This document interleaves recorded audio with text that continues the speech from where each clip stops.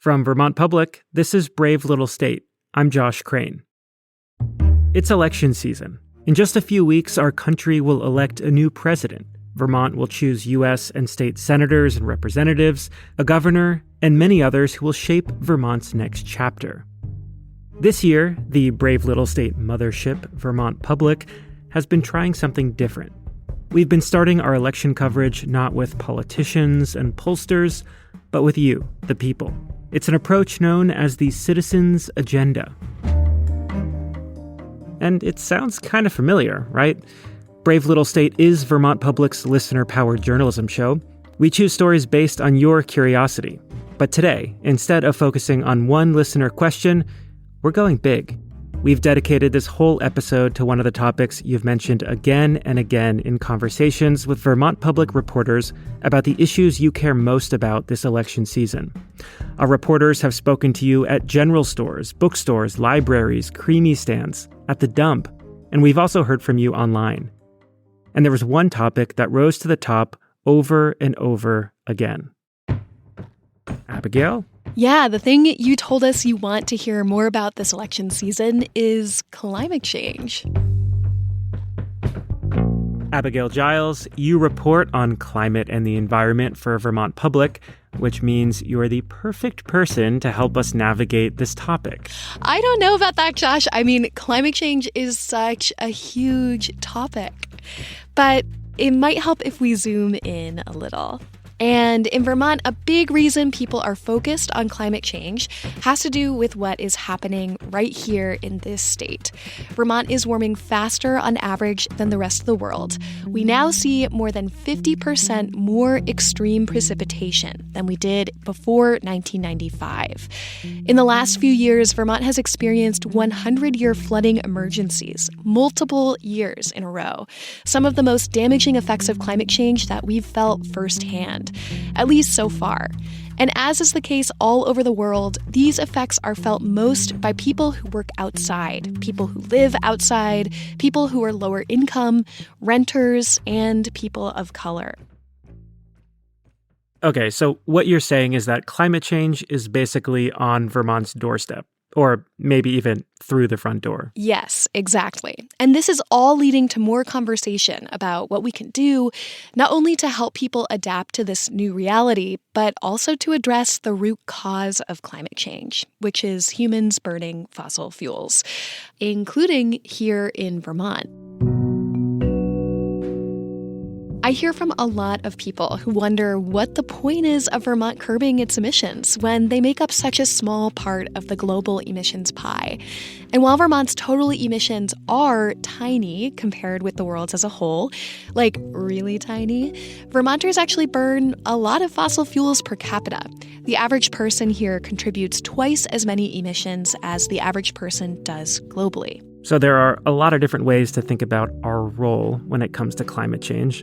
And how are Vermont lawmakers responding? Well, in the 2025 session, lawmakers will decide about whether to adopt a first-in-the-nation policy to cut fossil fuel consumption from heating buildings. It's called the Affordable Heat Act. Its supporters say the goal is to speed up the pace of Vermont's transition away from fossil fuels, since right now, some 60% of Vermont households rely on fossil fuels for heat. And there's a lot of money, some of it from outside of Vermont, that's being spent right now to convince people that this policy is a good or a bad idea, and to get lawmakers elected who will support or condemn it.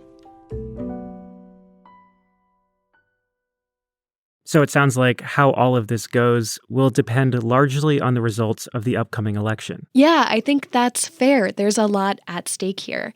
And this is just one of several climate policies Vermont has advanced in recent years, including the Climate Superfund Act, an update to the Renewable Energy Standard, and a major flood resilience bill.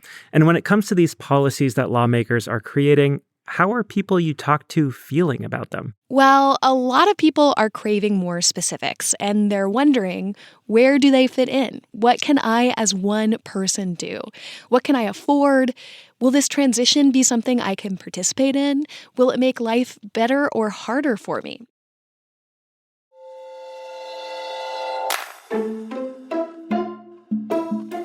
We can't afford another disaster, and yet they're not going to stop. How we manage our resources and look after the health of our planet is critical. We need to find common ground because we don't have time to mess around anymore. But in terms of the issues, the top thing for me is climate. While I'm really in favor of green energy, I'm also very aware that it's only green as long as you're not destroying the environment to install it. If the towns are all destroyed by floods, you have ruined your tax base and economy. What we don't have is the money to make all this happen. I am so frustrated that climate issues have become hyper-partisan. If the house is on fire, it doesn't matter what else is going on inside. Vermont's energy transition is already here. Fuel sales are going down year over year, and more households in the state have heat pumps. In 2035, you won't be able to purchase a new internal combustion car at a Vermont dealership.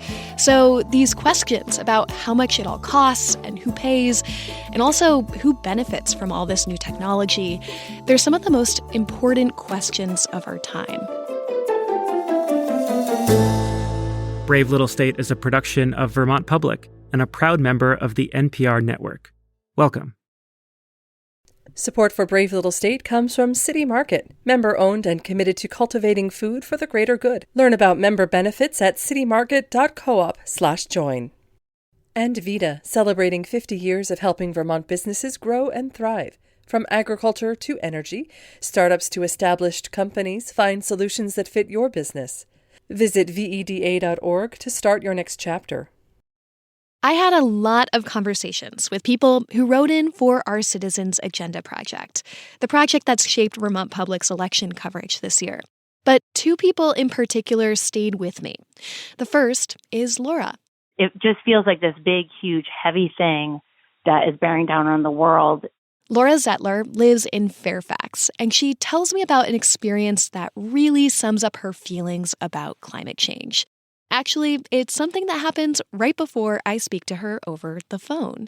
She was at a gas pump filling up her car, and she was talking to her 10-year-old son about the interview she's about to do with me.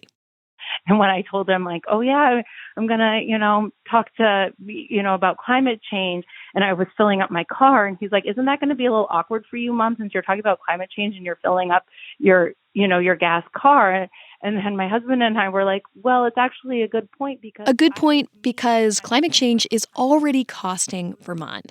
Nearby Washington County, home to the state capital, is the second most disaster-prone county in the United States.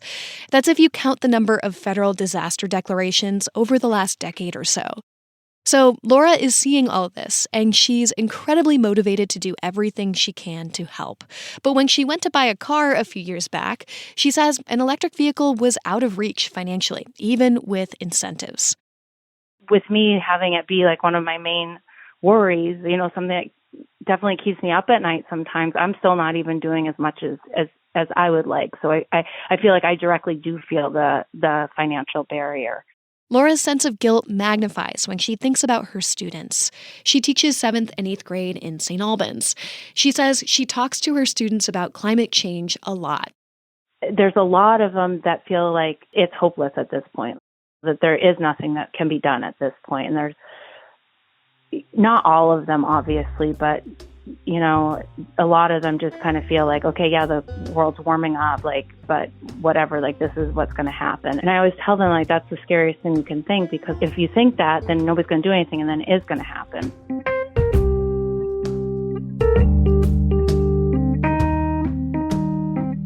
We can't keep doing what we're doing, and we certainly shouldn't be making more people struggle along the way, or we just polarize even further. I mean, just look at what's happening going into this election. It makes my hair stand on end, and it should make yours. This is Pam Lads. Like Laura, Pam is worried about climate change, but she's also worried about affordability and about policymakers in Montpelier not really understanding the needs of people in rural places like Newport and the rest of the Northeast Kingdom. I met Pam at a Vermont Public ice cream social in downtown Newport earlier this fall. There's not much up here that earns a decent living for people. There's not much. So it's really easy to blow us off up here. I followed up with her a few weeks later at her home. Pam lives in an old farmhouse, the oldest in town, she tells me. It's the old Stagecoach Inn, and it's still standing. It's a great, solid house. She gives me a tour. A trip into the basement. Don't fall down the stairs. Pam is on a mission here. There's something she wants to show me. Mind the cobwebs and duck. Ceilings are really low. She leads me towards a dusty gray metal panel. This is an electric panel. An old, outdated electric panel, to be precise. She says it just doesn't make financial sense to upgrade it, which is what she was told she'd need to do if she wanted to get a heat pump, which would be an efficient way to electrify at least some of her heat. So I will be surprised if it happens in my lifetime. Here, anyway. This is why Pam has some concerns about the Affordable Heat Act, the energy policy state lawmakers will decide on this session. Chief among them, will it actually be affordable for everybody?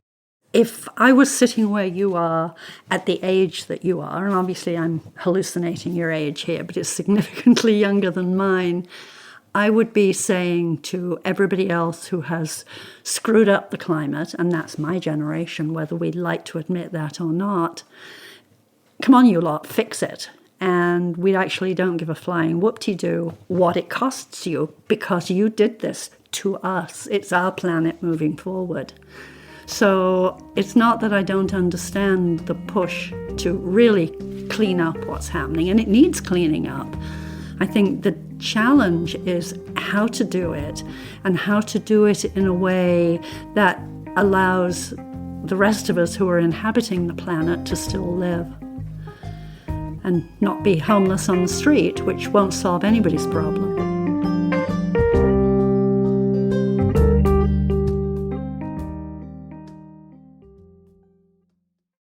Okay, so for the most part, what we heard from Vermonters is that climate change, which is largely caused by humans burning carbon, is a big concern for them. But for a lot of people, taking the big steps that will set them up to use less carbon and likely save money long term, like upgrading an electric panel or buying an electric vehicle, they can feel out of reach. And that makes people anxious. Anxious that climate policies will make their lives unaffordable. Anxious that they'll get left behind. Anxious that they aren't doing all they want to do to leave this place better for their kids. Remember how Laura was feeling guilty that she couldn't afford an electric car? It's the type of thing Sarah Kelly at Dartmouth has heard before. That's not her fault, and I hope that she doesn't feel too badly about it. Sarah is a geographer and the co-founder of the Energy Justice Clinic at Dartmouth. She works with communities to study water and energy equity issues. Sarah says she hopes Laura and anyone else who can't afford the upfront cost of a lower carbon alternative, like an electric car or hot water heater, that they don't feel shame or guilt. I think people can only transition certain aspects of their livelihood within a longer time frame, and not everybody has the financial ability to do it all at once. Sarah says this transition can be especially challenging in a place like Vermont, and there's actually a name for this. So there's been research that the Department of Energy and others, the Island Institute in Maine, have done around recognizing that there's a rural efficiency gap. This rural efficiency gap, it's something I've heard about in so many words reporting in rural places for a long time. It's basically describing a failure of the market, that people in rural places, they're significantly less likely than people in more urban places to be able to use things like electric vehicle incentives or rebates for efficient appliances because of factors like high upfront costs or lack of access. Wages in rural economies also tend to be lower than those in more urban areas, and this means rural residents also spend more on energy compared with their income. And all of this, combined with the fact that the fossil fuel industry willfully concealed the connection between its products and climate change from the public for decades, all of it can lead to distrust and skepticism. Folks are surviving, folks are taking care of their basic needs, and there's a lot of stress involved with needing to choose between paying for your energy bill, paying for your rising housing costs or other needs. And speaking of costs, even if weatherizing or switching to a lower carbon heat source costs money up front, it has the potential to bring huge savings for households that spend the biggest share of their income now on fossil fuel heat. But those upfront costs can be tricky. And here's where electoral politics come in again. People who support the Affordable Heat Act hope that policy will help bridge this gap. That's because the law would require companies involved in importing and distributing fossil heating fuels to earn so-called clean heat credits. And a share of these credits would have to come from working with low and moderate income households in Vermont to install things like heat pumps or weatherize their homes or sell them biofuels, among other things. But people who oppose this approach, they worry it will make this rural efficiency gap worse. People, including members of the Public Utility Commission, have argued that Vermont is just too small to pioneer a first-of-its-kind climate solution like this. Others have raised questions about whether Vermont will be able to enforce the rules and whether it will hurt small businesses. To be honest, it's really hard to explain this policy. It's complex, and so many of the details are still uncertain. They're the types of things that elected officials will have to wade through this session. This is just one possible approach to addressing gaps in who benefits from Vermont's energy transition. An important first step for any long-term solution, Sarah Kelly says, is for communities who are most burdened now to get a voice. Oftentimes, falling behind on your energy bills is a first step to homelessness. And so those are intricately connected, and people working in social work in those fields recognize those connections. So we need more research to understand in our rural communities who's most affected by energy insecurity and how that's intersecting with housing insecurity. Everybody deserves to benefit from the clean energy transition. This is Costa Samaras. And a clean energy transition that doesn't bring everybody along and doesn't have the opportunity for everyone to see themselves in won't be successful in the long term. Costa is an engineer who was a senior advisor in the Biden White House. He was there when Congress hashed out what is arguably the United States' biggest investment in addressing climate change ever, the Inflation Reduction Act, or IRA. Passed by Congress in 2022, it directed nearly $400 billion towards just about every sector of the economy, much of which comes in the form of tax credits to help grease the wheels for the country's energy transition. I'm very confident that the current policies that are in place, as well as potential future policies, will center that affordability, decarbonized, resilient, and equitable starting point for how we approach energy and climate policy going forward. Preliminary data shows Americans have used those credits at more than twice the rate that government officials had expected. And on top of that, Vermont got tens of millions of dollars from the IRA to create its own rebates for things like heat pumps, weatherization, and electric panel upgrades. If the feds approve Vermont's plan, the state energy office will funnel that money towards helping low and moderate income households. These will go well beyond what you can access now and could radically expand who has access to new technology. Now, the IRA is not going to get us to our climate commitments alone. It's limited one-time funding.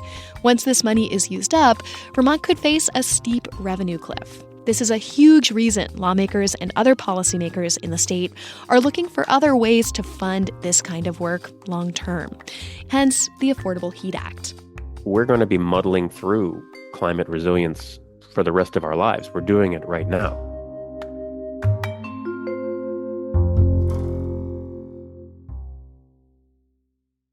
Thanks to Efficiency Vermont for their support of Brave Little State.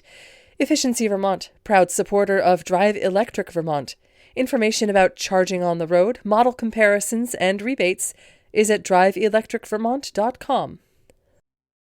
Something that struck me through my reporting. Taking climate action is a little like building a plane while you fly it. There's always risk involved in doing something new. Like, what if you don't build a plane that works very well? Or what if it doesn't serve everybody? But at the same time, there's terrible risk in not doing anything at all. Of course things are going to fail. Of course we're going to do the wrong thing. We have to keep doing better. Continuing to do better when we come back.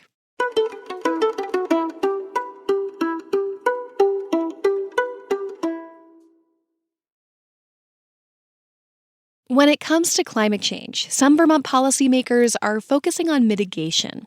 That is, cutting greenhouse gas emissions to try and minimize the impact of climate change in the future. That's the main focus of the Affordable Heat Act, for instance. At the same time, Vermont is also trying to adapt to the consequences of climate change as we're experiencing those consequences, like rebuilding after destructive flooding events. Only at times, it feels like we're constantly playing catch-up. Something that is happening across the country and also in New England and in Vermont is that we're hearing after a flood, well, I moved away from the river or moved away from the shoreline and now I'm getting flooded. Why is that? Andrew Kruchkovich is a meteorologist at Columbia University's Climate School who studies extreme weather. And he says Vermont is not alone in seeing more flooding and extreme rain because of climate change. And there's reasons for that. I mean, one of the closest connections in terms of extreme weather now and climate change is as the atmosphere warms, the capacity for the atmosphere to hold more water vapor increases. And that translates into increased risk for intense rainfall episodes. And the science says that pace will only accelerate if we keep doing what we've been doing, which is why Andrew says mitigation, again, that's cutting emissions, is so important too. It's why figuring out the right balance between adaptation and mitigation is so important. Climate change and climate-fueled disasters are already exacerbating the disparities that have long existed in Vermont, around class and race and economic opportunity, around who gets to live here and feel safe. The question that we must ask, even more than we do now, is to what extent are we sure that the climate adaptation strategies being implemented are not increasing the disproportionality of impact from extreme events when we're referring to the most vulnerable populations? This question of how to protect people, but also how to move quickly, it feels especially relevant in a place like Barre City. Yeah, we are standing along Brook Street, looking out over Gunners Brook, and some of what was left after this July's flooding, some of the debris and things like that, in what had been planned to be a floodplain a number of years ago, and did some of its job, but I think we've learned we need to do more. Amanda Gustin is one of the founders of the grassroots flood recovery group Barre Up, and she's a city councilor. We're standing by the community garden on Barre's Brook Street. Just past the brook is a gravelly expanse at the heart of the neighborhood. We're looking at a floodplain that's on its way to being restored. And you can see those big concrete berms that are intended to be sort of debris and trash catchers to keep debris from barreling down the river even faster. Less than 10 years ago, this place looked very different. The gravelly expanse was filled with houses and a bridge across the brook. Then, in 2015, those houses were bought by the city and demolished to make room for the floodplain Amanda and I are looking at right now. Floodplains like this one let water spread out during a heavy rain event, dissipating the energy that rips through homes and causes destruction. It's the sort of project scientists say could really help some Vermont communities lower floodwaters when they come. But then, in July of 2023, the floodwaters did come. This area flooded again very, very badly, and then flooded actually possibly a touch worse in July of 2024. In spite of all the work the town had done to reestablish this natural floodplain, it didn't do enough. There are houses up and down and around this area that got hit very, very badly in both of those floods, and In fact, several other homeowners in this neighborhood have applied for buyouts, which would expand the floodplain even more. But buyouts also present challenges. There are questions about where people go next, about how to pay for them, and about how they can affect a city's budget. Amanda says this case, it's an example of the messy process of adapting to climate change. And there's where that building the plane while flying it metaphor comes in again. Adapting to what the future holds and addressing the root cause of the problem at the same time, it's a tall task. We're in one of those moments where we have to do both and that feels huge. That feels really hard. And that is a huge sink of resources, not just, people say resources, time, money, stuff. It's also a huge sink of willpower. Of people being willing to knuckle down and do slow, difficult work for a long time. It took us a long time to get here. It's going to take a long time to get out.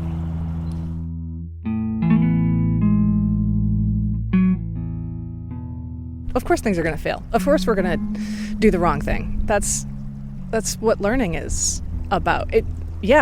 It stinks. It really hurts when a thing that you thought was going to be the answer is only part of the answer. The enormous pressure, and I think what a lot of people feel, that enormous pressure to we have to get it right. We're at a crisis point. Yes, and also some of it we're not going to get right. We have to keep doing better. And if you just say if this fails, that's it, then you're giving up on the whole potential of other things that might work. You have to move forward.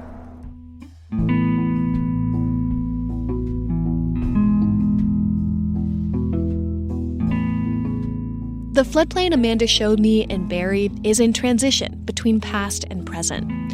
Not quite what it was, but not yet quite what it needs to be, which I think is a good way to describe this moment for Vermont as a whole. If I can offer one prediction, Vermonters will be focused on this for a long time.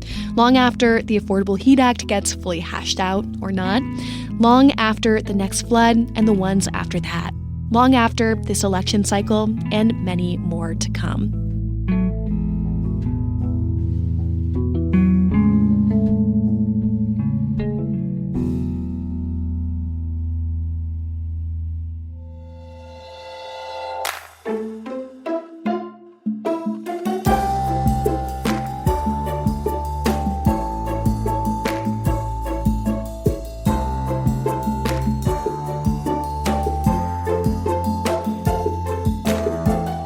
Thanks for listening to the show. And thanks to Laura Zettler of Fairfax and Pam Lads of Newport for sharing their curiosity with us. If you want to learn more about the Affordable Heat Act or any other Vermont climate policies, and to find out more about where specific candidates stand on climate issues, we added some links in the show notes. Also, our amazing team at Vermont Public published individual voter guides for a lot of major issues, like taxes, housing, and healthcare. I found them really helpful, personally. If you want to check them out, they're all at vermontpublic.org. And of course, if you have a question about Vermont you want Brave Little State to answer, or to vote for the topic of an upcoming episode, you can do it all at bravelittlestate.org.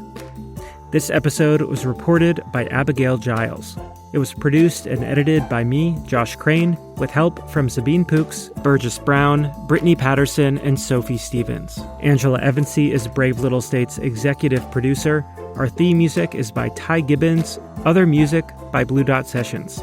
Special thanks to Mark Davis, Rachel Cleetus, Terry Callahan, Jennifer Durgan, Tony Eprile, Donna Smyers, Johanna Nichols, Jennifer Francoeur, and Jenel Ronn.